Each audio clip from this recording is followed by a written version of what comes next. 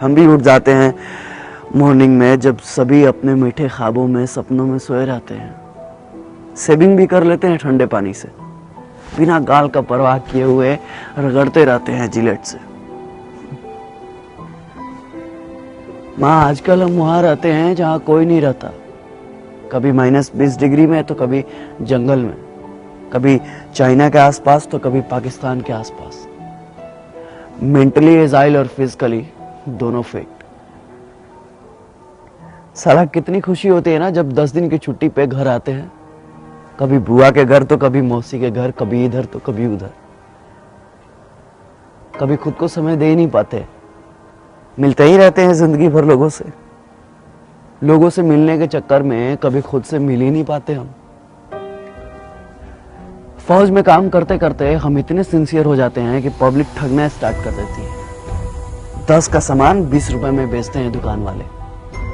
कनपट्टी के पास 6 बाल देखे नहीं कि सामान का रेट बढ़ जाता है, क्योंकि वे जानते हैं कि ये फौजी लोग हैं, बार्गेनिंग करना नहीं जानते। और सच कहें तो हमने कभी मोल भाव करना सीखा ही नहीं, बस हर सिचुएशन में एडजस्ट कर लेते हैं।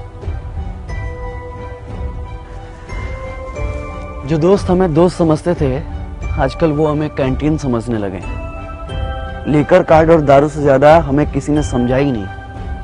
एक तो कभी किसी का फोन नहीं आता है, और फोन आता भी है तो सिर्फ ग्रोसरी आइटम के लिए। किसी को फेयर लवली चाहिए तो किसी को हॉर्लिक्स, तो किसी को अमेरिकन टूरिस्ट का बैग और किसी को स्पोर्ट शूज। पहले पूछते थे कब आ रहे हो, होली में आ रहे हो? अच्छा होली में आ रहे हो तो एक मेरे लिए आरएस लेते आना। वैसे भी बिहार में दारू बंद है और कैंटीन के दारू में बहुत नशा है, 4 दिन तक सोते ही रहते हैं। अभी घर पे 4 दिन ठीक से पहुंचे हुए होता नहीं है कि जनता सवाल पूछना शुरू कर देती है। कब जाना है? कब की ट्रेन है भाई? कब जा रहे हो?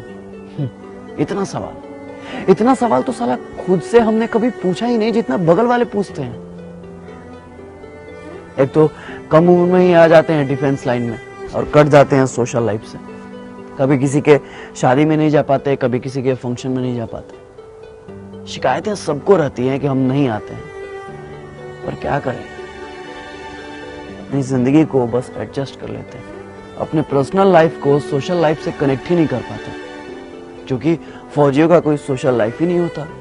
अरे कंफर्म टिकट की तो दूर की बात है, साला 3 महीने पहले छुट्टी तो कंफर्म है।